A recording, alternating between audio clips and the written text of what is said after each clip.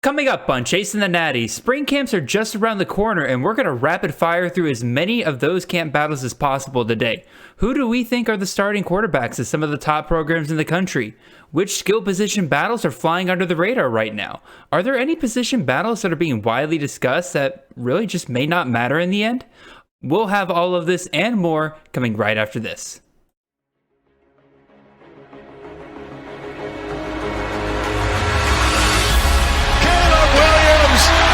Cutting, mesmerizing run by the quarterback. Marvin Harrison Jr. touchdown. Marvelous Ball next to the end zone, drop down for Franklin. Oh, majestic touchdown.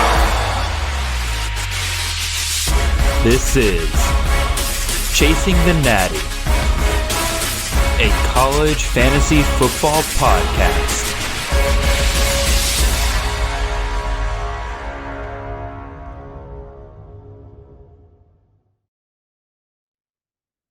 All right, welcome in, everybody. This is Jared Palmgren, host of the Chasing the Natty podcast. Hope you guys are having a wonderful ride to your work on this Monday morning. I enjoyed a very long ride back from Columbus, Ohio. God, when did I get back? 2 days ago, I think? Yeah, so I got back on Friday, so we're recording this on Sunday. So that was a fun trip. Oh, good Lord. We're starting off rough today, y'all. Nate, you're here. How are you doing today, sir? I'm doing okay. Maybe a little bit better than you. I'm not sure yet. We'll find out. But yeah, so I'm doing better today. I was pretty ill on Friday. No. I had a really sore throat. So, but like Michael Jordan in the flu game, his team needed him when he was, at crucial moments. So here I am. I'm battling through, and I'm gonna find a way to have a really good show today, and not let this throat thing drag me down here. Well, I am very appreciative of you being here, Nate. But the unfortunate thing is that we have a lot to talk about, so we're not going to give your voice any kind of rest today. We're going to be talking about spring camp battles today. Nate and I were kind of discussing before we got to this episode. I don't want to say we're behind compared to where other people, but a lot of other shows that you're probably listening to out there in the college football world, in the college fantasy world, they've already started talking about spring camp battles. We've been talking about other stuff, coaching changes, especially the last couple of weeks, but we did feel the need to discuss a lot of these spring battles that are coming up in the next couple of weeks. So we figured, all right, what's something that we can do that's a little different? Well, we basically came down to, we're going to cover a lot of them today, and we're going to go through them very fast. We're going to give you the very basics on a lot of these position battles. And then with a couple of ones later that haven't really been widely discussed, we're going to slow it down, and then we'll really dive deep into those. But buckle up, everybody. Today is going to be a very, very fun one. Yeah, with that being said, before we get too far into this, guys, I got to give my spiel. The thing is that if you want to support what we're doing here for college fantasy, make sure you first go over to campus2canton.com and subscribe there, where we have all of our written content, including Nate's incredible coaching change articles that he has been putting out recently. If a school has a new offensive play caller, you are going to hear about it in the coming weeks as Nate puts all of those out. Absolutely incredible stuff. And then we have everything else you need on the website for all of your CFF, C2C, and Devy fantasy needs. Got a ton of great stuff coming your way. We got ADP coming out. Our rankings are up on the site. Again, tons and tons of great stuff.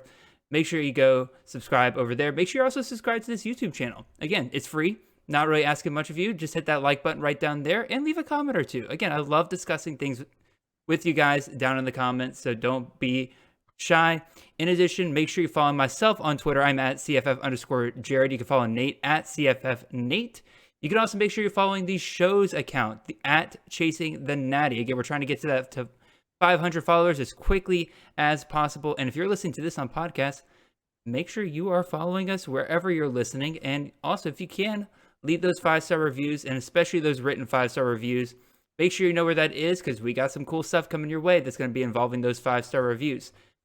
With that being said, Nate, you have anything else you wanted to discuss before we kind of get into this? Because I just realized I mentioned that I went to Columbus, Ohio, and I didn't even talk about the fact that I went to Ohio State Stadium for the first time. How was it? It's So the How to actual compare to what you're used to with Georgia? so it's taller. Like it Okay. is like so Sanford Stadium, like it has a couple of rows, but like each of those rows aren't as like the height of them isn't as big as Ohio Stadium. It's very, very intimidating when you're inside that stadium. Like I was trying to imagine like all those seats filled, and it is a again great, great stadium. The thing I was a little disappointed in was less like the actual field and like the seats and everything, and like everything behind it. I don't know, maybe it was the entrance that I came in on, Hmm. but like it's not a pretty stadium on the inside. Like or like again, I keep saying the inside. It's weird to describe this. It's like that area in between the outside of the stadium and the field. You know what I mean? Okay. Yeah. Like they didn't really do much to kind of zhuzh that up. But again, otherwise it was great to finally be there. I wore my Georgia National Championship shirt in the middle of the stadium because, I'm just like that sometimes. But again, it was impressive. I think with a lot of these stadiums, it's really about the game day atmosphere whenever you're there. So if you're not there during a game, there's probably a level of the prestige and majesty, yeah, that goes along with it. I know Of course.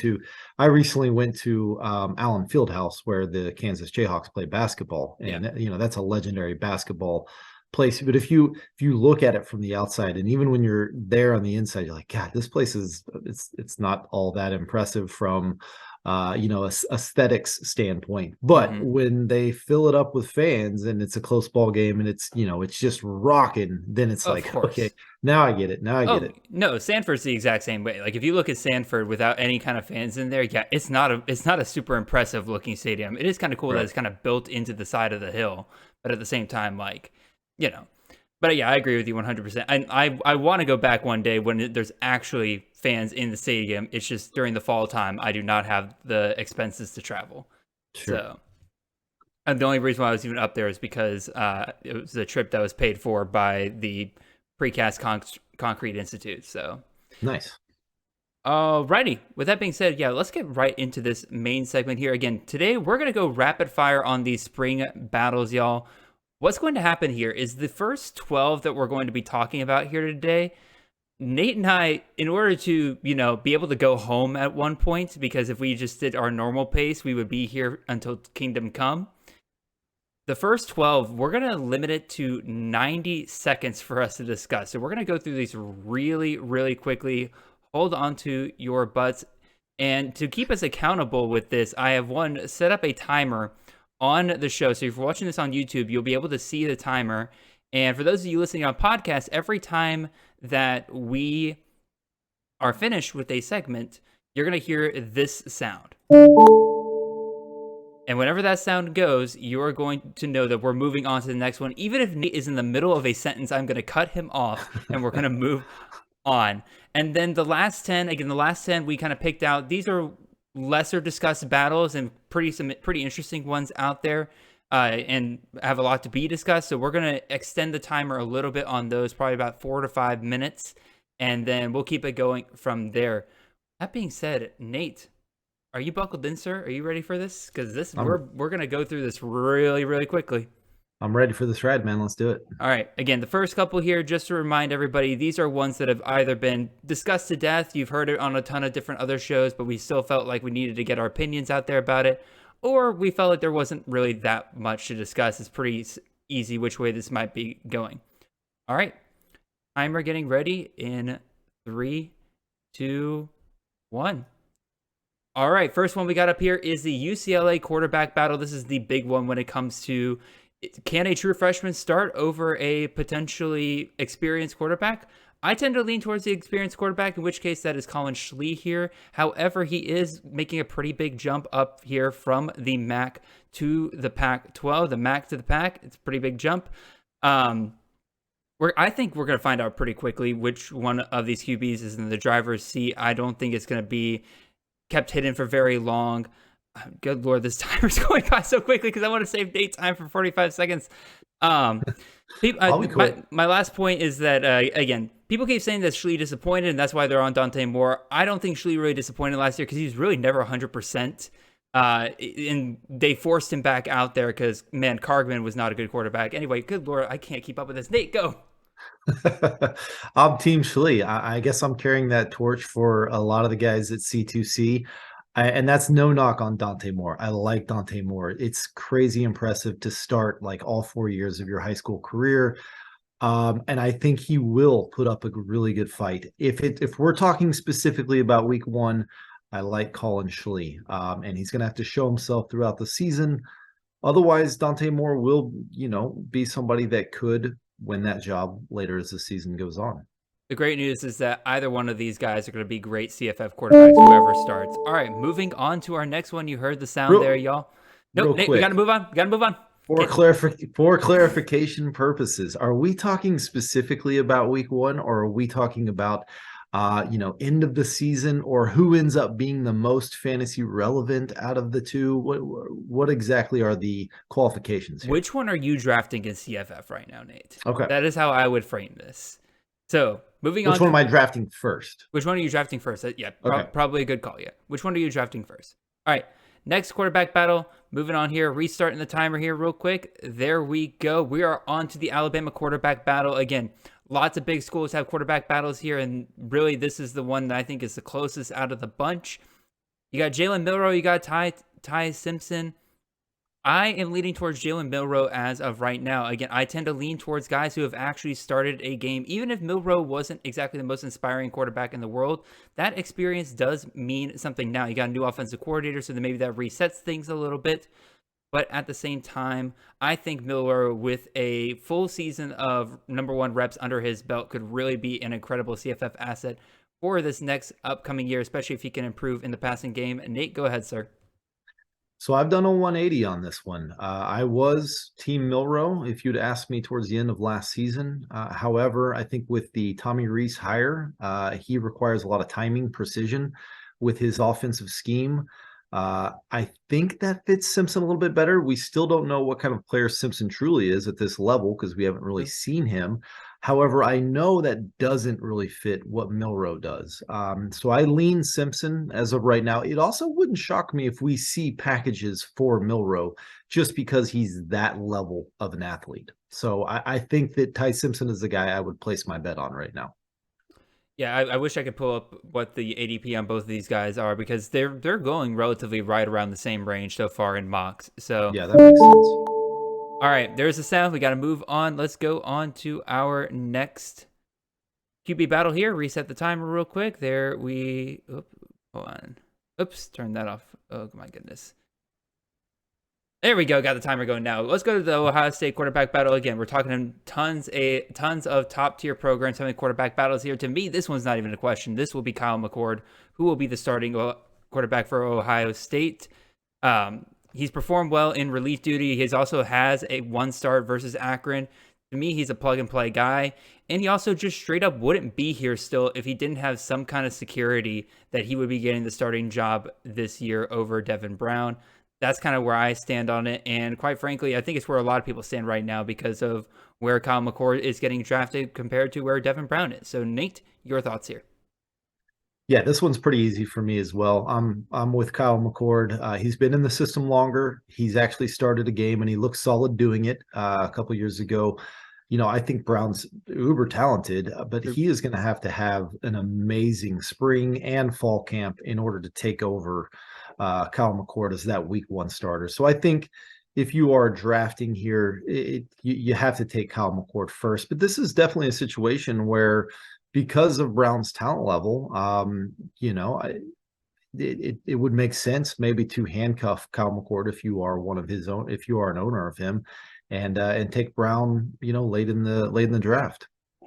Yeah, no, I definitely agree with that. And I definitely enjoyed last year when Devin Brown was being drafted very highly in dynasty leagues, and I got Kyle McCord at a very big discount. There's the sound. Moving on to the next quarterback battle here. We have to go over to the Texas Tech Red Raiders, where we have to discuss the starting quarterback battle again this offseason, Nate. I felt like we discussed this about 17,000 times last offseason, but here we are again with Tyler Shuck and Baron Morton. To me, this one is once again easy. I love Baron Morton. He is a great talent, but quite frankly, the coaching staff has just shown me time and time again that when they get the choice, Tyler Shuck is the guy that they are putting out there now. Tyler Shuck is very, very injury prone. So Morton is absolutely worth handcuffing to him if you're in a deep enough league for that. Because again, it's Zach Kittley's system. Both of these guys could run this system, but right now it has to be Shuck that you're drafting higher in your leagues. Nate, where are you going with this? Yep, I'm going to agree with you. Very similar to what we talked about with Ohio State. Tyler Shuck came back after injury last year towards the end of the season when Baron Morton got hurt. And they just simply played too well against Oklahoma at the end of the year, too well in their bowl game when they beat Ole Miss. I think that they're going to be leaning pretty heavily towards him. It would, again, similar to Ohio State, it would take a really strong showing from Baron Morton in the spring to kind of change people's mind on that. Like you mentioned, Shuck gets injured a lot, so it doesn't mean we've seen the last of Baron Morton, Yes. or at least for 2023 here at Texas Tech. But really bummer for Baron Morton owners. It definitely helps that Donovan Smith is no longer there. We just have two of these guys. There's the sound. Moving on to the next guy right here. Again, top tier programs. All of them seem to be having quarterback battles this offseason. A lot of changing of the guard over there. And is this a top tier program? Yes, it is indeed. It is the Georgia quarterback battle over here. Double checking. Not like we're back to back or anything. Three guys in the competition here: Carson Beck, Brock Vandagriff, Gunnar Stockton, all blue chip quarterbacks. It would be great for Georgia to finally get one of those rather than a former walk-on as the head signal caller for their program, although the walk-ons worked out well for us. Anyway, Carson Beck's your leader in the clubhouse here. I think it's between him and Gunnar Stockton. I think Gunnar Stockton has a slight advantage with his legs, but Carson Beck's been in the system longer. He has been waiting his turn very patiently. I fully expect him to be the starting quarterback for Georgia. The one thing that I don't really like about that is, again, Carson Beck is probably the weakest with his legs out of this bunch, which is going to make it even harder for him to be a CFF-relevant quarterback than even Stetson Bennett was. So, Nate, your thoughts here? Didn't you mention Stockton has a strong relationship with the new OC? Yes, he does, with Mike Bobo. I'm still with you. Carson Beck is the leader in the clubhouse for me. I don't think Brock Vandagriff's very good at football. We talked about that last week. I don't think he has any chance at winning this job, to be honest with you. I do think it's a two-man race. But, when it comes down to this, it's the guy that was the clear QB2 last year in Carson Beck and actually got some decent amount of playing time, albeit late in games. But I think he's the one that I would place my bet on right now. But I think Gunnar Stockton has more fantasy upside should he actually win this job. Oh, 100%. All right, I would brag about Stetson Bennett potentially being a top fantasy quarterback, but we got to move on to, in my opinion, another one of these quarterback battles that a lot of people are discussing, but I think there's nothing to this. Quinn Ewers versus Arch Manning. This is crazy to me. I get it, y'all. It's a Manning. It's a 5-star, number 1 overall recruit. Quinn Ewers wasn't that bad last year, y'all. Like, he has experience. He's going into his second year with Steve Sarkisian. Again, could he have been better? 100%. But again, it's his first year as a full-time starter. He's going to improve. He's going to be infinitely better than a guy who, again, quite frankly, I don't understand why Arch Manning is still the number 1 overall recruit, because he struggled at time against some pretty poor competition in high school. No way Jose is anybody but Quinn Ewers starting for the Texas Longhorns come this fall. Nate, your thoughts here? Agreed. This is probably the easiest one on this list. We can pencil Quinn Ewers in as the starter week 1, 100%. Thus, you need to draft him over Arch Manning when we're talking about redraft, obviously. However, I will say that this is an eerie similar situation to what Oklahoma had a couple of years ago when incumbent Spencer Rattler was there. Caleb Williams comes in. Rattler struggled earlier in the year, and then by the OU Texas game, there was basically a permanent switch that was made. So would be kind of ironic if Quinn Ewers struggled early on. They do have Alabama again, and then by OU Texas, if he has a poor first half, it would be kind of interesting to see what would happen in the second half of that game. Yeah, the only thing is that I think Caleb Williams is a much better quarterback than Arch Manning. Moving on. We're going over to your alma mater, Nate. We're going to talk about some running back battles now, and let's start this timer over again. There we go. Alrighty.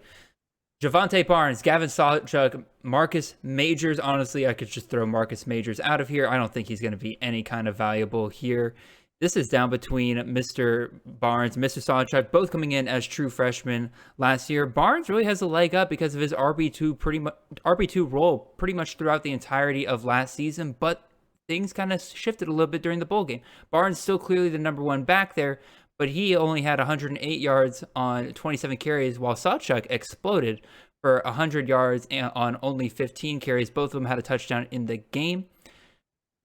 Interesting to see how that might play out into next year. The other thing I might add here, Nate, again, I'm trying to give you as much time here. Eric Gray, 246 touches last year. That's the most ever by a Jeff Lebby running back. Can we expect that again this year? No, probably not. I think there's a high chance, at least a decent chance, Marcus Major ends up transferring after the spring, which actually could be kind of fun for his owners if he lands at the right spot. But I would lean Barnes, but Gavin Sawchuk's definitely going to have a role here. He's too good to leave off the field, as we saw in that bowl game against Florida State. He looked amazing. And I think that we see kind of a 1-2 punch here, because both Barnes and Sawchuk are good enough players to both warrant a good 15 to 18 carries a game. So I think we see something like that, but a slight edge to Barnes. All right, there is the timer. Moving on to another three-way running back battle here. Going over to the Utah Utes, you got Jaquindon Jackson, Micah Bernard, and Jalen Glover. Bernard, kind of the interesting one here, because last year he was the second on the entire team in rushing, but he was the only one out of the running backs who never led a game in rushing. So very clearly he has a locked-up RB2 role. So therefore, I'm not really drafting him. I think it's down between what you think of Jaquindon Jackson. Are you going to start the timer? Did I not start the timer? Oh my goodness! Guess what, Nate? You're gonna have even more time to talk now. There we go. Got the timer started. Anyway, Jackson had 3 80-yard plus games to end the year, but in each of those games, he only got 10 to 13 touches. Bernard also got about 10 to 13 touches in each of those games, so very much a split backfield, but with Jackson earning like 8.42 yards per carry, I think he's going to be earning more carries. He got also the majority of the touchdowns, 6 touchdowns to Bernard's 2 in those games. I think Jackson is your main guy moving forward, and I fully expect him to get that true RB1 carries by the start of the season. Nate, your thoughts here? Yeah, we also can't forget about Chris Curry, who's returning from injury. He's healthy now. So there's actually a fourth man that's kind of in the mix here. We know what Micah Bernard is, and that's not a bell cow in this offense. So I think we can kind of scratch him off the list as the guy we would want. I think it's down to Jackson and Glover. And just based off what we saw with Jackson's pure ability running the ball towards the end of last year, we got to give him the edge right now, especially if he's able to develop into, I mean, this is a converted quarterback playing running back just out of the blue last year. He didn't even, before the season started, he was still a quarterback. If he can develop in the pass pro as well as pass catching, I think he can be really good. But I'm not going to give up on Jalen Glover yet, but definitely an edge to Jaquindon Jackson. I'm sad for my Jalen Glover shares, but we'll see what happens. And there is the timer. We got to move on here. We're not going to keep it in the Pac-12. We're going to go all the way to the other side of the country. We're going to go down to Central Florida, and I'm going to start the timer again before I forget it. There we go. Starting the timer. Let's talk about the UCF running back battle. Again, you lose Isaiah Bowser.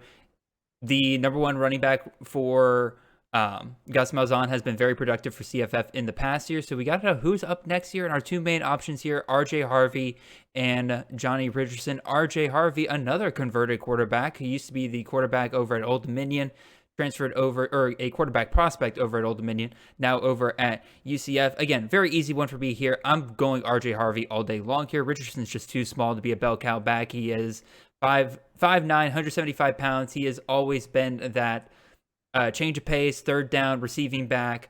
RJ Harvey pretty much took over as soon as Bowser was injured last year. That's who I'm going with. Nate, your thoughts? Yeah, I agree with you. Johnny Richardson is quick as a hiccup, but he does not fit the profile that Gus Malzahn likes with his bell cow running back. Bigger guy that can handle, a good 25 carries between the tackles. RJ Harvey showed that at times last year. I would say the one person I'd look out for more than anybody would be McDonald, the freshman that came in last year. He's got the size. He's a good 215 pounds. But I would say right now, edge to RJ Harvey. He proved that he was actually quite a bit better than Bowser.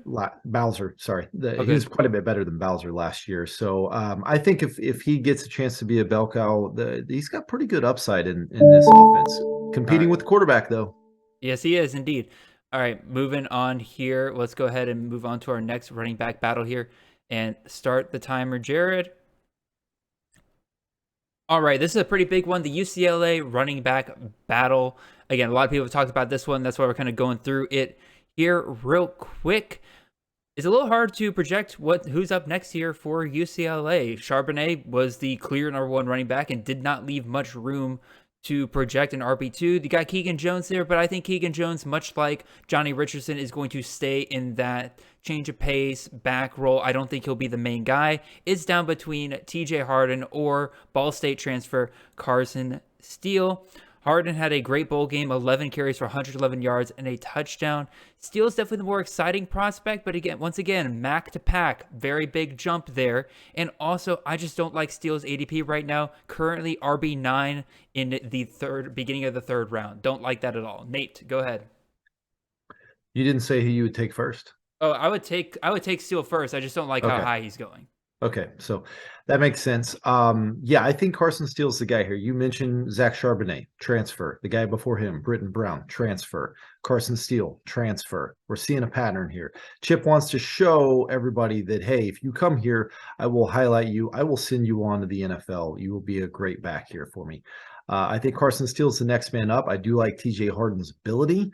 But Carson Steele, sneaky good. Do not be mistaken just because he's a white running back. This guy's got skills, man. He can play. So give me Carson Steele. There's the timer. Alrighty, let's talk about real quick some wide receiver battles, and then we'll get to a point where we'll slow it down, y'all. I promise.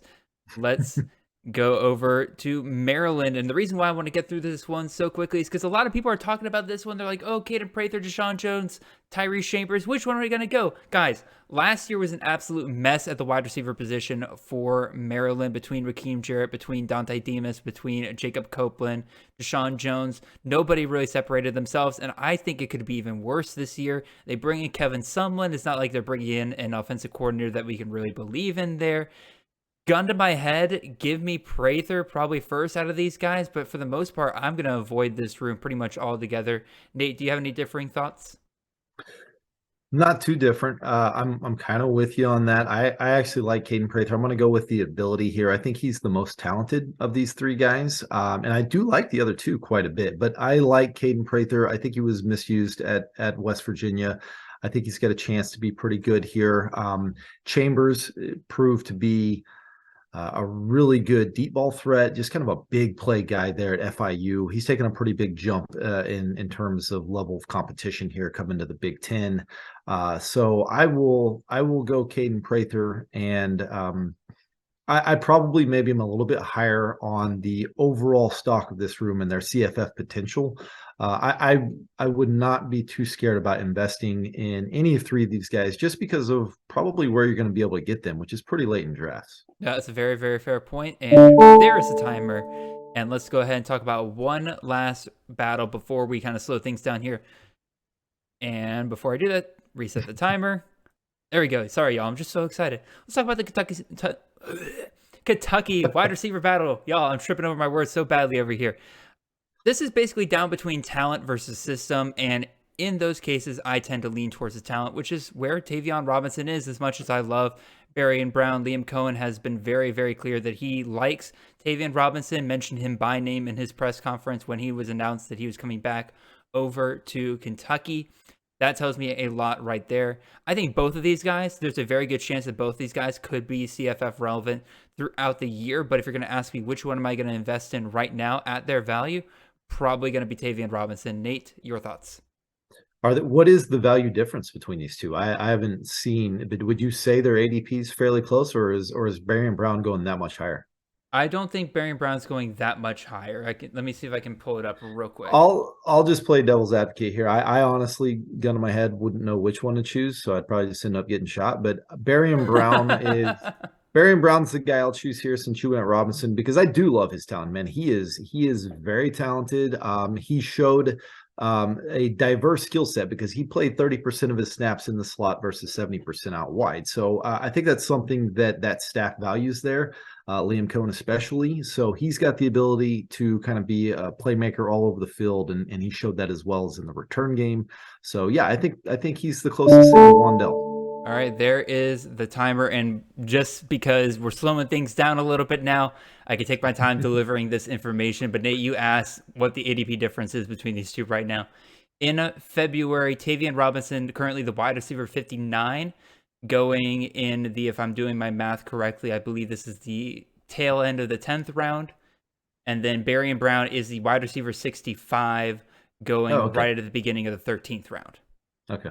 So about 2-3 rounds difference between the two. Gotcha. All right, let me just go ahead and start the new timer up here at 5 minutes so we can talk slower now. We can take a breath, Nate. We don't have to sound like that we're speaking 1,000 words per minute over here. This is so relaxing. I love this. I can take the first 15 seconds to talk about this and I don't have to worry about it whatsoever. Anyway, let's get right into some of these battles. Again, we're going to take our time with a little bit on these guys, and we're going to go out of our way with some of these. These are ones that are kind of going more under the radar. Maybe there's a lot more to talk about. Maybe these are a bit closer in terms of what we think is going to happen. But we'll start off with a doozy here first. So let's go to James Madison. James Madison, Jared. Why are we talking about James Madison? Well, y'all, in case you didn't know, Todd Centeio, the quarterback for James Madison last year, was QB 19 on the season, threw for about 2,700 passing yards, 25 touchdowns, and also ran for almost 400 yards and 7 touchdowns on the ground. Very, very good year for Centeio, and really kind of proved that for James Madison, you don't have to be a particularly great quarterback to flourish here, which is really good news for our 3 candidates that we have up here on the board, because none of these guys are particularly inspiring. You have the incumbent backup, Billy Atkins, last year, got some action, 43 passes, 212 yards and 2 touchdowns, but also 5 interceptions. Yikes. And then you bring in 2 transfers. You got Jordan McLeod. Last time we saw him in action was at Arizona, threw 73 passes, 481 yards, 2 touchdowns, also 5 interceptions. And then you have Brett Griffiths, the younger brother of Mitch Griffiths, who has never played a single snap in college ball. So, Nate, what do we do with this here? What are we doing? Yeah, I look at this the same way that you do. It's just I'm not sure that any of these guys are actually any good. But, I wouldn't have really thought that much about Todd Centeio a year ago. And what's he doing? He goes out and scores 32 total touchdowns with only 5 interceptions. So it's kind of hard to ignore the room now. You have my attention, James Madison. So now I got to make a decision. This is probably a situation where Billy Atkins has been in the system longer than the other 2. So that's got to count for something, although it doesn't say much when the staff goes out and gets 2 transfers in order to compete with him. That may just be a situation of a lack of depth, but at the same time, that doesn't look great, particularly for Billy Atkins. I would say probably Jordan McLeod is maybe the best competition for Billy Atkins, maybe a little bit of a 2-horse race here. And they also tend to fit that profile pretty well, like Todd Centeio, where they are dual threat. At least to a certain degree. I think Jordan McLeod is quite a bit more active with his legs than Billy Atkins is as far as their athletic standpoint. So, again, really close here. I'll go Billy Atkins just because he has that extra experience in the system, but it would not shock me whatsoever if Jordan McLeod comes in and wins this job. Yeah, I think I'm going to lean a little bit more towards McLeod here. Just, again, play a little devil's advocate here. Like you said, Billy Atkins, really atrocious year last year when he did play backup. Again, 19 completions on 43 throws. That's less than 50% completion percentage. Again, 5 interceptions, only 2 touchdowns. Just not great at all.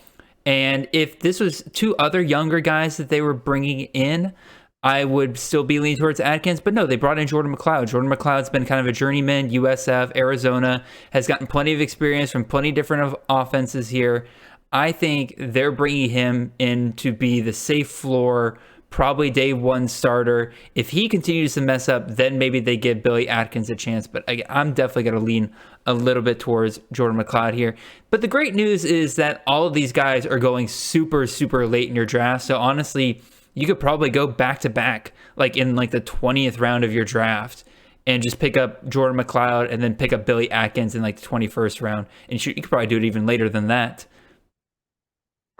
Yeah, I'm with you. I don't have a whole lot more to add to this. I think I think we kind of agree exactly on this. Either one of them could win. So late round flyers is what we're looking at here with pretty solid upside. With very solid upside again. QB 19 for Todd Centeio last year when nobody believed in him. I'm going to end this timer early, and we're just going to go ahead and move on to our next one here. Start the 5-minute timer just to keep us on track here. Let's talk about the Ole Miss quarterback battle. This kind of falls into one that I really don't think we're discussing enough, and that is the battle between Jackson Dart and Spencer Sanders. Again, you could talk about Walker Howard coming in, 5-star quarterback. I think he's a future play for Ole Miss. I think he's a guy we're looking at a year down the line. Dart really did not impress a lot of people last year when you watch him. I'll be real. I looked at his stats and I thought I was a bit more impressed with his stats than I was expecting to be. 200 or almost 3,000 yards passing, 20 touchdowns. On the ground, he had 128 carries, 614 yards.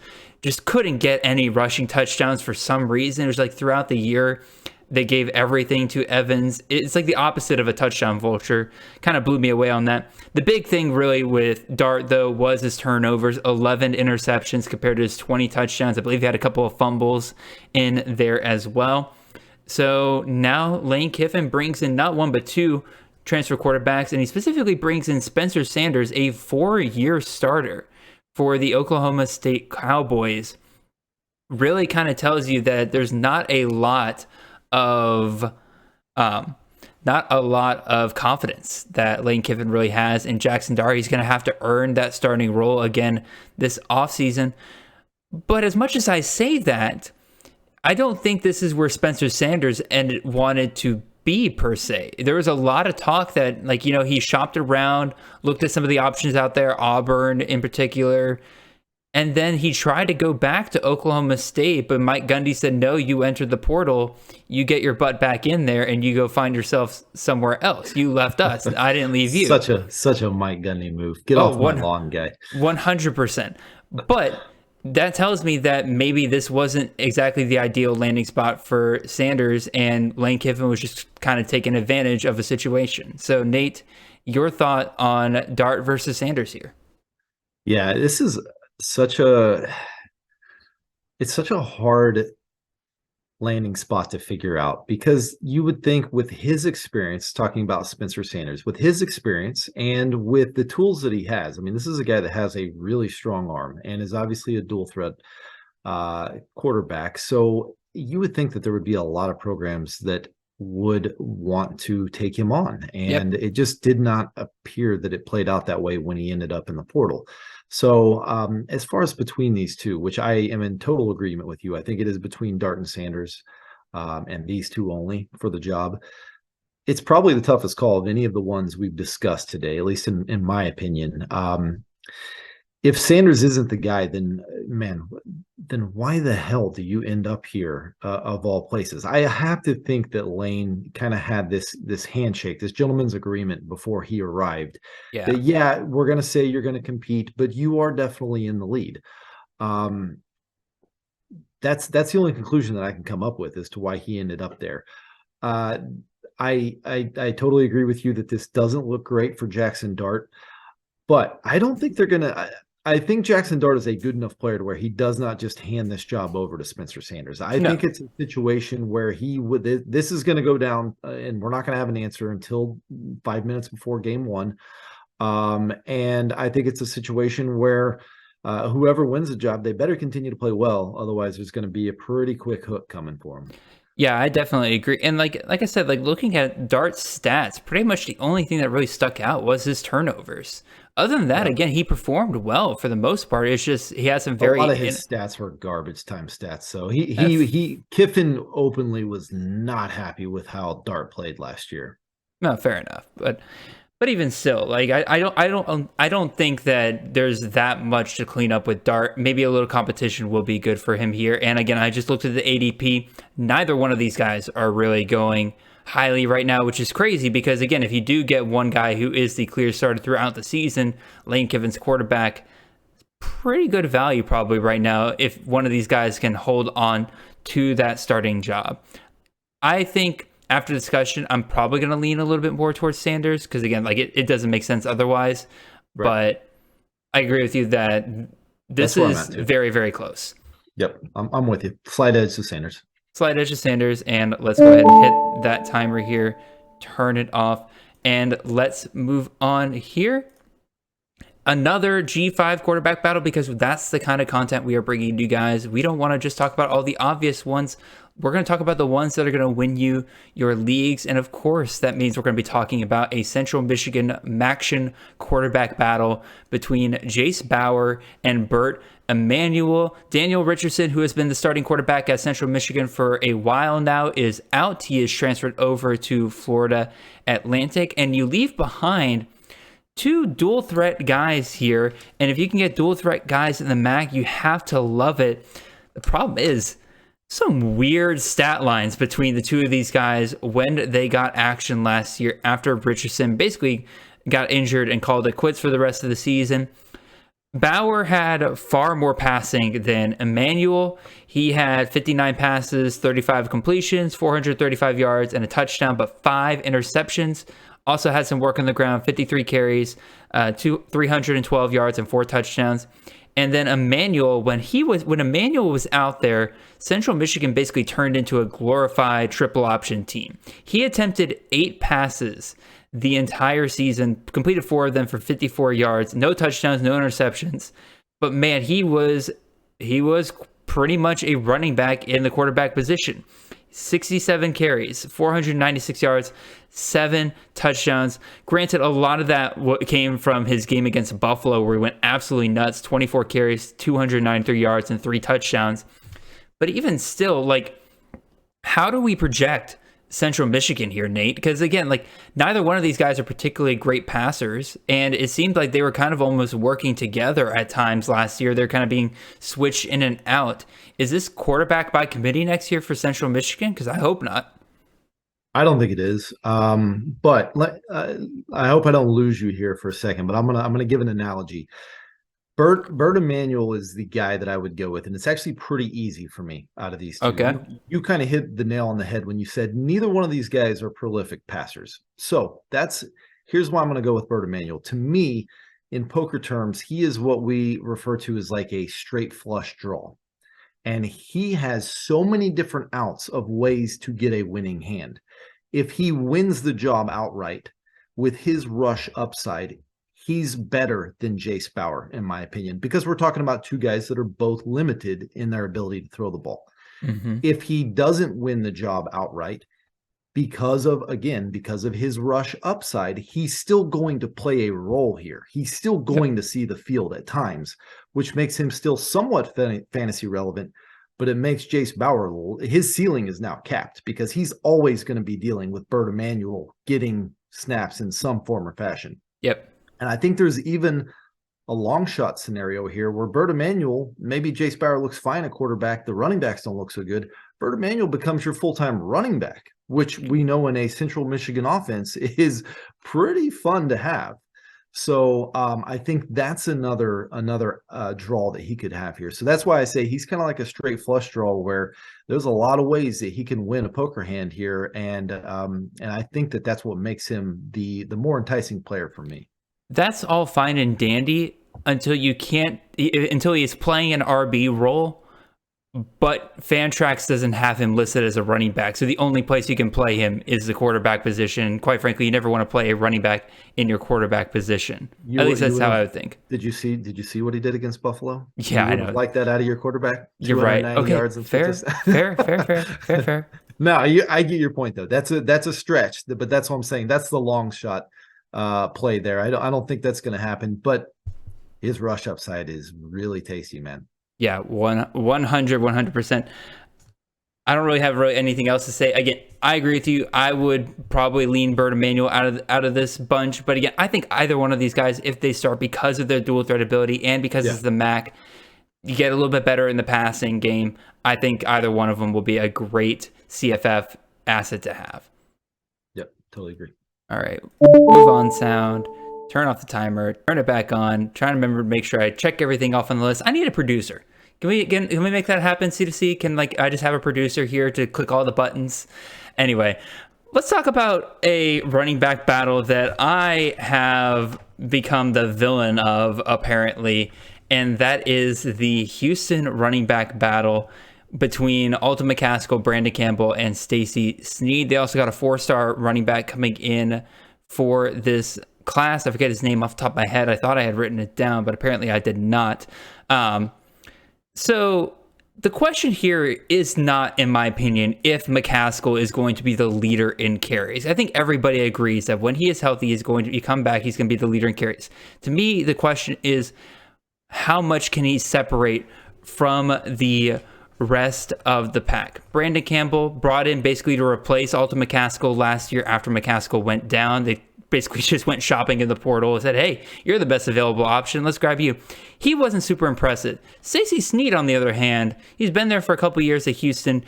He had 6.6 yards per carry. He had a pretty good year to finish the year once he kind of got going there. I still think, obviously, McCaskill is the most talented running back out of this room, and it's not out of the possibility that he comes back, picks right up where he left off from his freshman year, and you got an incredible back.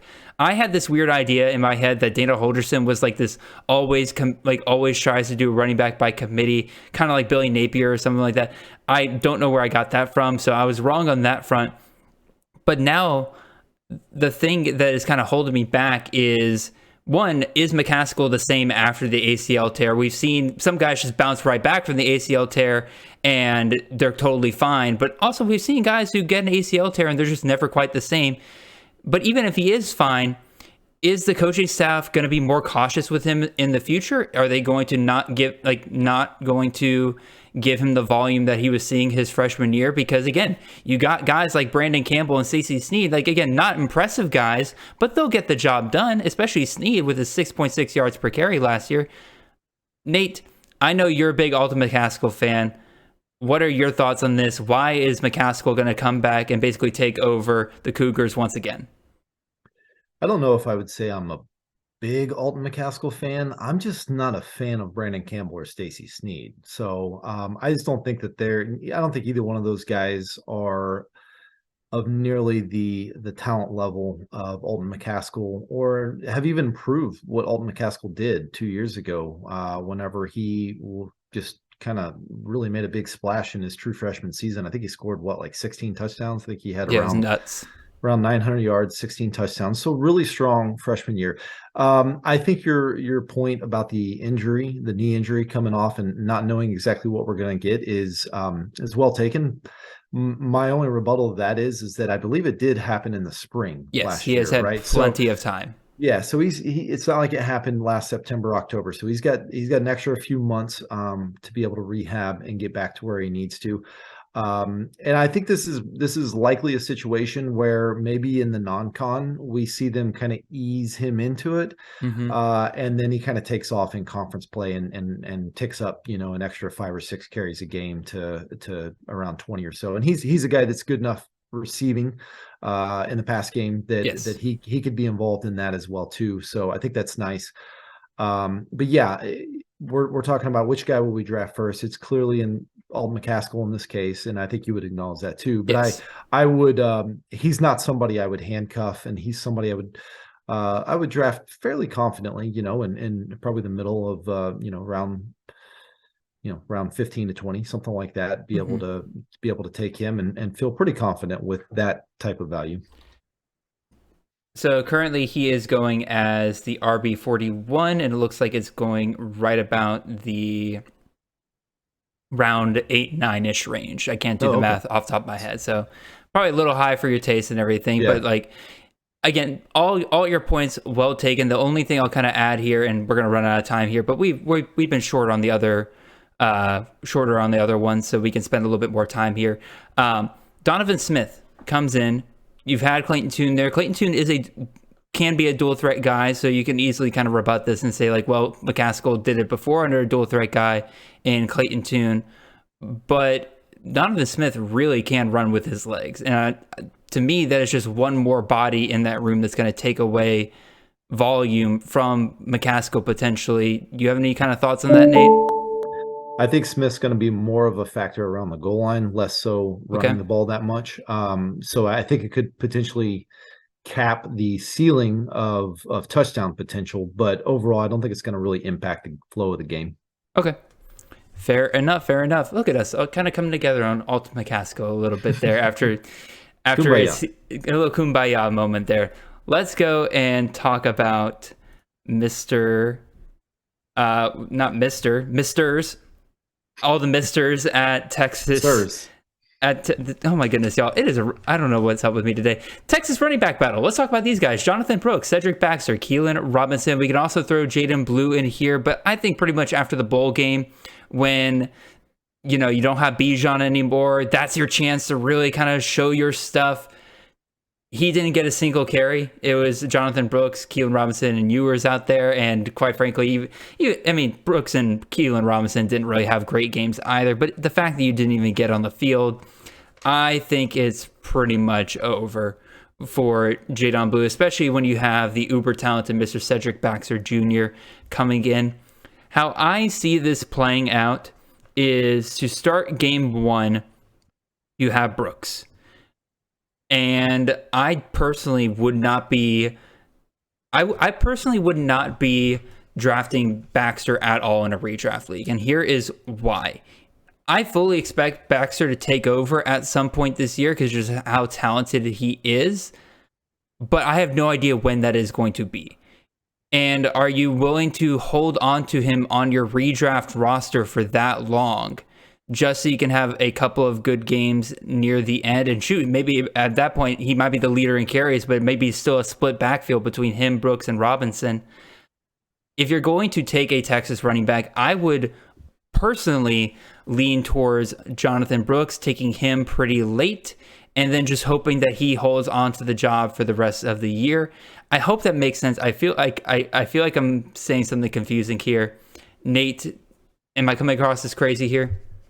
No, I think your point's well taken. I think that what that is, if you're unwilling to take Cedric Baxter, if we're basically eliminating this down to Baxter versus Jonathan Brooks, and I think it's probably fair at this point to do so. Yeah. Although I'm also not totally willing to just toss away Jaden Blue, but I think he's really, really talented. So that's why I can't yet. But let's narrow. Can't let him go. Let's narrow it down to these two guys, Brooks and Baxter.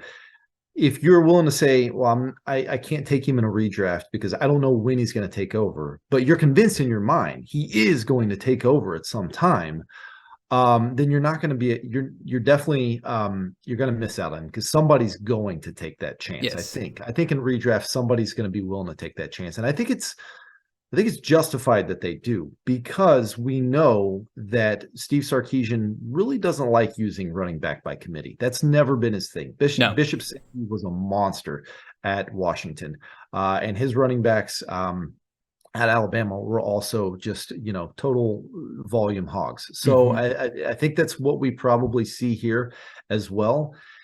And that's why I think if I had to pick between Brooks and Baxter, I would actually probably lean Baxter because I'm not sure that Brooks fits that profile as far as a every down, give me 25 touches kind of guy. I do think Cedric Baxter is. I think that he's probably learned, from maybe his predecessor at how the handling of Bijan Robinson went in year one when he did not get used very much early in Texas. Probably should have used him more. So it wouldn't shock me that Cedric Baxter is actually the number one guy within a handful of games of the season. So that's why I'd probably take him first. But I agree with you that it may take a little bit of time to get there. And so that's why I'm not like, this isn't a Nick Singleton situation. You know what I mean? Where he's just going to come in and probably be the guy.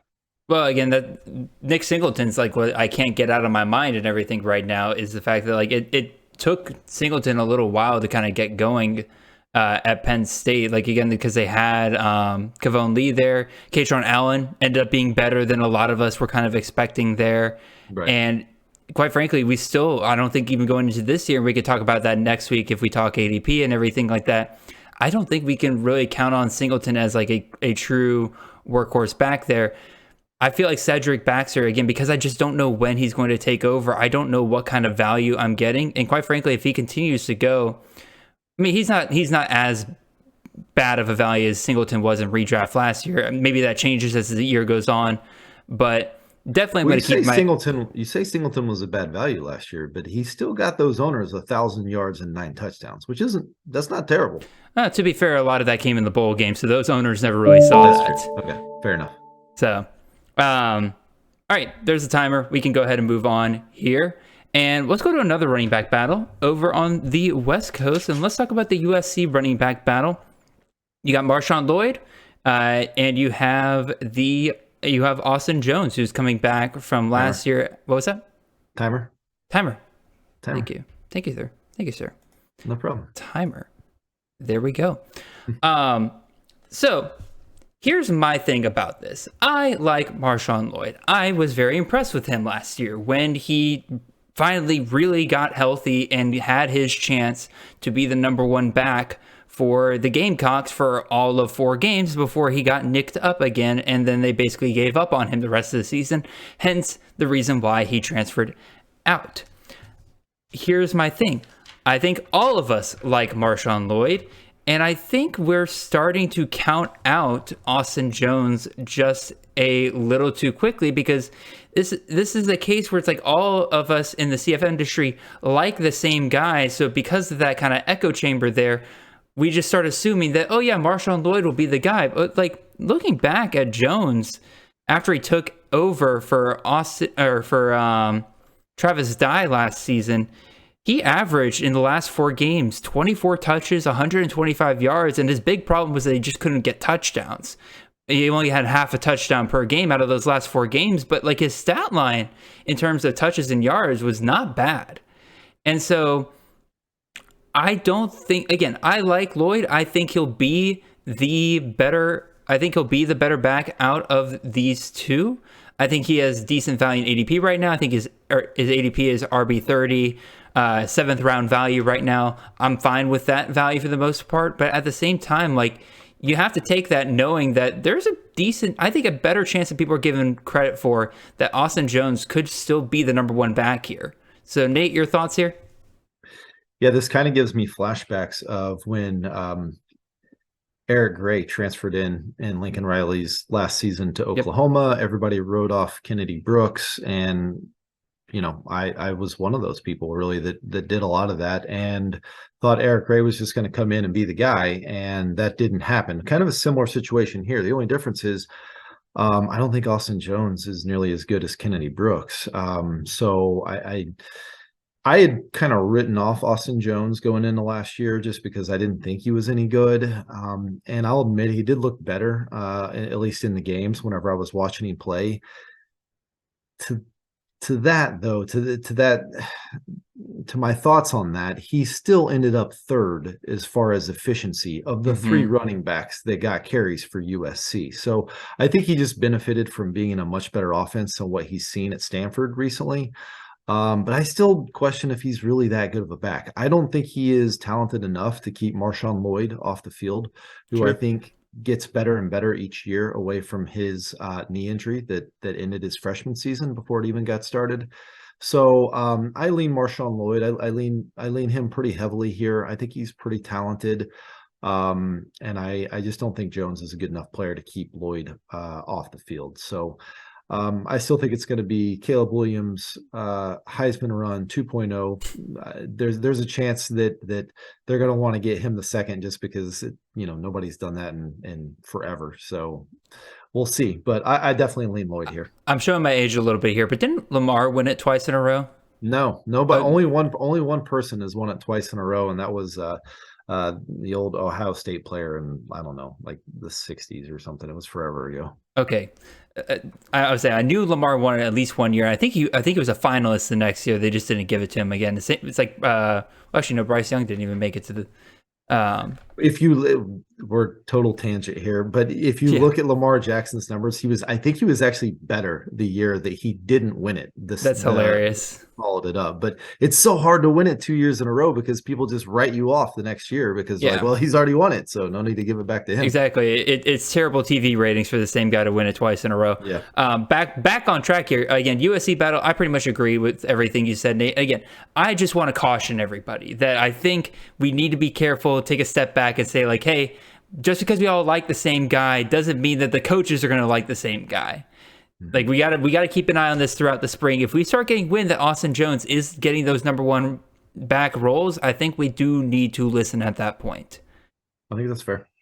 There's the sound. That's me turning off the timer. And now let's go talk about some more running back battles. Let's go talk about Iowa State over here.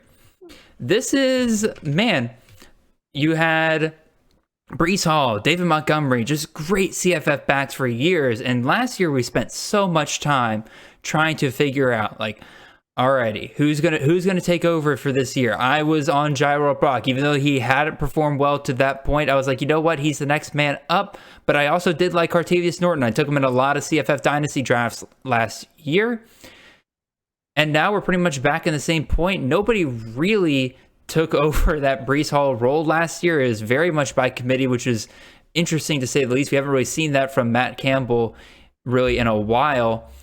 I think Jairo Brock, again, the three names I have here on the screen, Cartavius Norton, the freshman from last year, Jairo Brock, who's been there for 1,200 years, and then the new transfer from Stanford, Arlen Harris Jr., a former four-star back in the 2022 class, same year as Cartavius Norton. I think Brock's out of this. As much as I hyped him up last year, he had his chance, did not perform well last year. And so, again, you just started losing out carries to Cartavius Norton. Deion Silas transferred out. And now you're back here. I would lean towards Cartavius Norton if I'm going to take a shot on one of these guys. But it does strike me that they did actively bring in Arlen Harris Jr. in from the transfer portal. Maybe this is a depth move, but again, Harris does have more recruiting pedigree than Cartavius Norton does, so I don't think it's quite outside the possibility that maybe he does overtake this role. And he was being recruited by the other Iowa school, the Iowa Hawkeyes, another great running back school. So, Nate, your thoughts here. Where are you going with this backfield? Do we ever see a Breece Hall again here? I don't think any three of these guys are Breece Hall. However, I would tend to agree with you as far as giving a slight edge to Cartavius Norton. I think we're going to know a lot after the spring, and it wouldn't be out of the question that this becomes a two-man race out of this after the spring. It wouldn't shock me if Jairo Brock just says, "Okay, it's time for me to move on and hit the reset button, get a change of pace, and go somewhere else." So that could potentially happen. Even if he stays, I give a slight edge to Norton. As far as Arlen Harris is concerned, I know he had a pretty nice recruiting pedigree, but man, I don't know all the ins and outs of the Stanford running back room last year, but and if maybe he was dinged up or what, but how does he only get 2 carries after the injuries that they went through in that backfield? So that's why I think he transferred. I'm not like an expert on this situation whatsoever, but like I do remember catching wind of like him being really, really mad that after Smith and Wilkins goes down, they still won't get him carries. And so he said peace out after that. Like why? Like they were playing a converted safety, Mitch Leiber, a converted safety who actually played fairly well for a couple of games as their starting running back towards the end of the season. I just don't know what that says about what that staff felt about Arlen Harris, but it doesn't leave me with a good feeling that he's going to then go from being the RB4 or 5 at Stanford and show up and beat out Cartavius Norton or Jairo Brock with multiple years in the system there at Iowa State and 12 years in the system in Jairo Brock's case. and win that job. So yeah, slight edge to Cartavius Norton here. If Brock does end up transferring out, then probably a pretty significant boost for Norton, in my opinion. Yeah, I think that's fair. Again, it just struck me that like we haven't seen Matt Campbell and Iowa State take in transfer running backs really. So they have not. So that it to me, it was striking that in a year where it looked like you pretty much have your guy of the future, Cartavius Norton, they did go out and get Arlen Harris, again, a guy with a pretty good recruiting background. So we'll definitely see.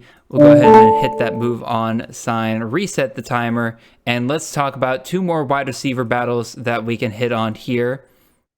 And the first one is the Tennessee wide receiver battle. Again, I think it's pretty set in stone for the most part. Squirrel White locks up that slot for the most part. Really good chemistry with Joe Milton during their times playing last year. I don't think anybody's questioning that.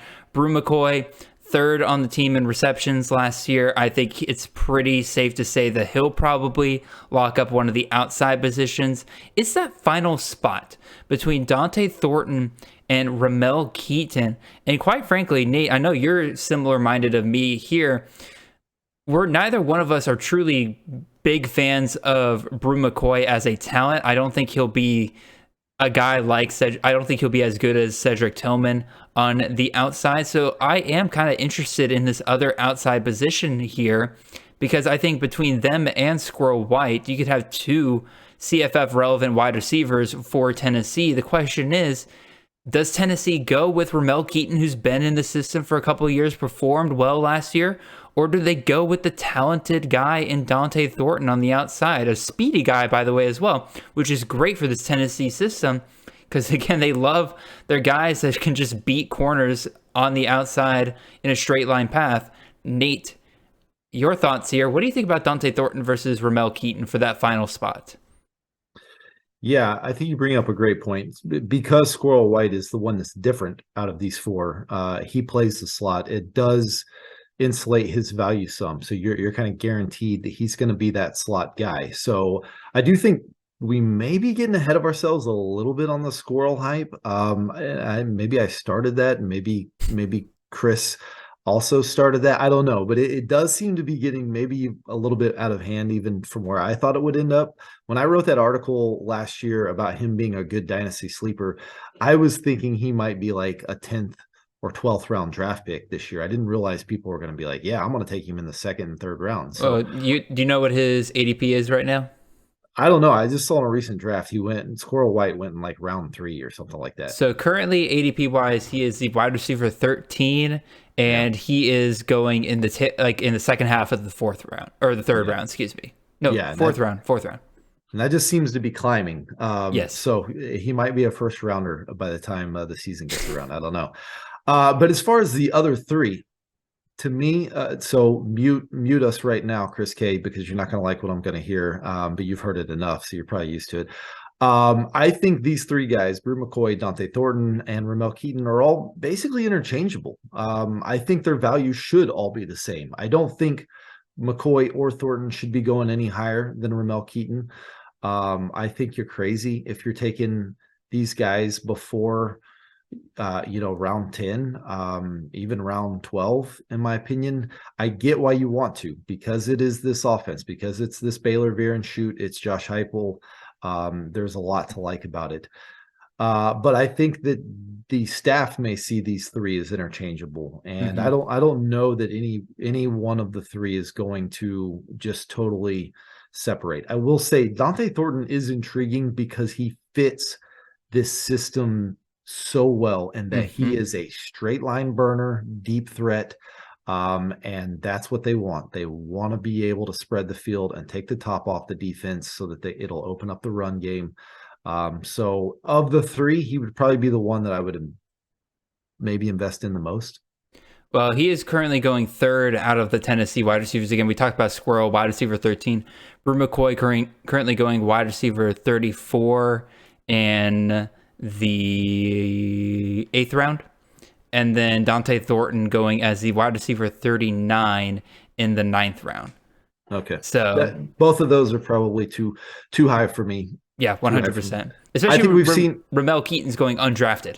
I would, yeah. If given the value, I'm taking Ramel Keaton out of the three of those because I think there's every bit as good. I think that he's got just as good a chance to be the best out of those three, and we're talking about getting him for pennies on the dollar. So 100%. All right, moving on.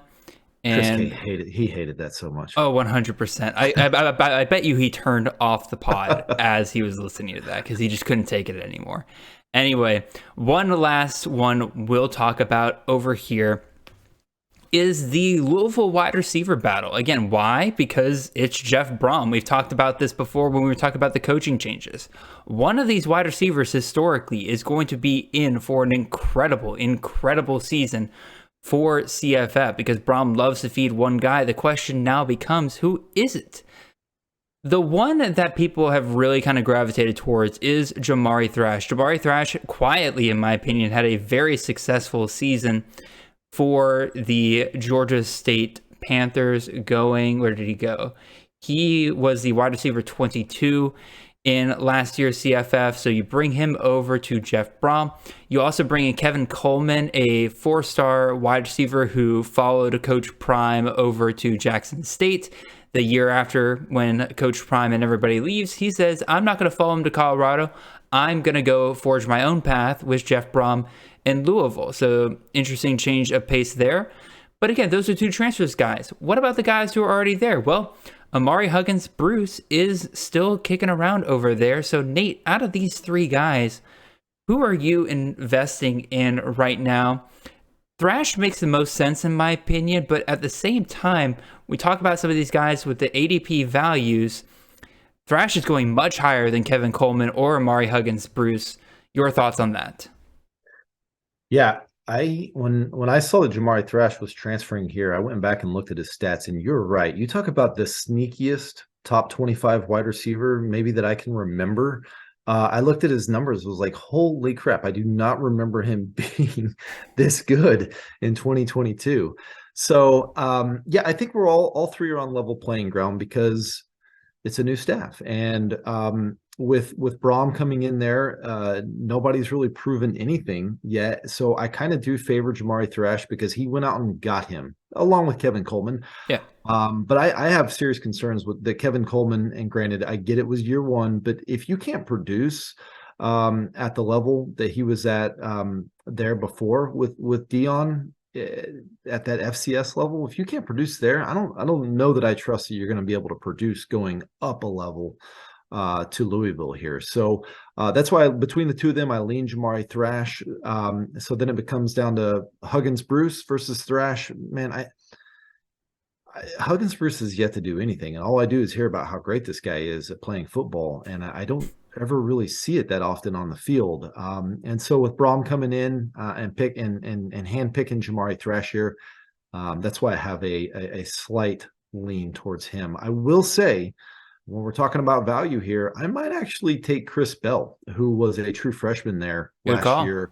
6'3". I want to say he's about 6'3", 200 pounds. He's got a lot of upside. And I get it. I hear the same upside for Amari Huggins Bruce, and I don't trust him. But Chris Bell doesn't really cost you anything, and I think that he could factor in here as well too. But yeah, I lean Thrash. To be fair, Huggins Bruce and Coleman don't really cost anything either for the most part, unless you're in like a super deep league. Because again, I'm looking through the ADP. I literally just like Control F Louisville, and Jamari Thrash is pretty much the only guy coming up right now. So, and he's going currently as a wide receiver 17 at the tail end of the fourth round right now. So to me, again, I agree with y'all that he is probably the most likely option to be that number one wide receiver. But at the same time, we don't know that yet. I need to hear a little bit more for me to be willing to spend up for him in the fourth round. That just feels a little too high right now. But again, if it pays off, it pays off. Yeah, that's fair. Alrighty.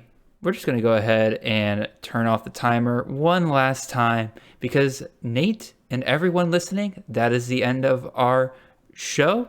Really appreciate you guys listening. Again, it's been a wacky show. Again, trying to keep up with that initial timer at the very beginning was fun. Had to do it in order to make sure we weren't here forever. Appreciate you guys listening, even though I was tripping over my words through half the show, it felt like. Nate, before we get out of here, just remind everybody what kind of stuff you're working on, especially those coaching change articles. Let them know what's coming. Yeah, at least for the next couple months while spring practices are going on. The main thing you can look for is the coaching change articles broken down conference by conference.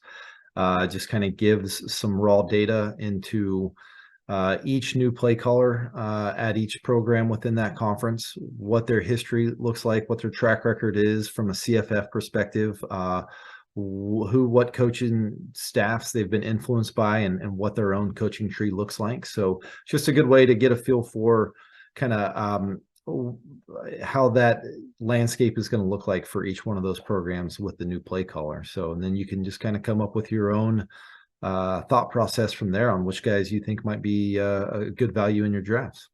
Quite frankly, outside of the CFF guide, which will be releasing in July, Nate's coaching change articles are becoming pretty much the must read of the offseason when it comes to understanding what all is changing from last year. Because you can just apply what you had from last year. But quite frankly, some of those systems that we're so used to relying on, can't rely on them anymore because of the coaching change. So definitely be on the lookout for those. I think, again, you released the Big Ten, and the AAC one came out this morning as we're recording this. And you said you're releasing 2 per week? Yeah, that's the plan. 2 per week. Cool. Yep. So definitely couple more coming next week. Absolutely. In terms of what we're doing here on CTN, spring practices are around the corner. So we're pretty much going to be, over the next month, we're going to be talking about all the different spring practice reports that are coming out. Spring games will be here sooner than you realize. So we'll be definitely covering all of those. But in addition, we've got some early ADP. You've heard me referencing it pretty much all throughout this show that we need to take a little deep dive into, talk about what are some early values, some early terrible values. We'll get into that. We're also going to go a little back to basics on some things with CFF, talk about how to set up your leagues in terms of what kind of strategies you can have in terms of different scoring stuff. We'll get all of that into it later. But for now, really appreciate you guys, all of you guys listening out there. It has been an incredible show, really fun show, and I hope you have a wonderful and blessed day. See y'all.